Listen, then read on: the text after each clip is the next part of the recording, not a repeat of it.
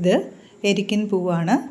ഈ എരിക്കിൻ പൂവ് നമ്മൾ ക്ഷേത്രങ്ങളിലൊക്കെ ഉപയോഗിക്കാറുണ്ട്. അതുപോലെ തന്നെ എരിക്കിൻ ചെടി വളരെ ഔഷധം ഉള്ള ഒന്നാണ്. മുട്ടുവേദനയ്ക്കൊക്കെ നമ്മൾ ഇതിൻ്റെ ഇല ഉപയോഗിക്കാറുണ്ട്. ഇതിൻ്റെ ഇത് പച്ചക്കായാണ്. അപ്പോൾ ഇതിൻ്റെ കായ നമ്മൾ പലരും കണ്ടിട്ടുണ്ടാവും. അപ്പോൾ ഇത് തന്നെ ഉണങ്ങി പൊട്ടുമ്പോഴാണ് ഇതിനകത്ത് നിന്ന് വിത്തുകൾ പറന്ന് പോകുന്നത് കാണാൻ സാധിക്കും. പണ്ട് നമ്മൾ അപ്പൂപ്പൻ താടി എന്നൊക്കെ പറയാറില്ലേ, അപ്പോൾ അതുപോലെ തന്നെയാണ് ഇതിൻ്റെ വിത്തുകൾ ഇരിക്കുന്നത്. അപ്പോൾ ഇതിങ്ങനെ പറന്ന് നടക്കും.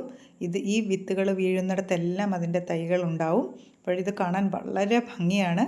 അപ്പം പണ്ട് ഒരു അപ്പൂപ്പൻ താടി കയ്യിൽ കിട്ടുമ്പോൾ നമ്മൾ അത് അന്ന് മുഴുവൻ കൊണ്ട് നടക്കാറുണ്ട്. അപ്പോൾ ആ കുട്ടിക്കാലം ഓർമ്മ വരുന്ന രീതിയിലാണ്. അന്നറിയില്ല ഇത് എവിടെ നിന്നാണ് കിട്ടുന്നതെന്ന്.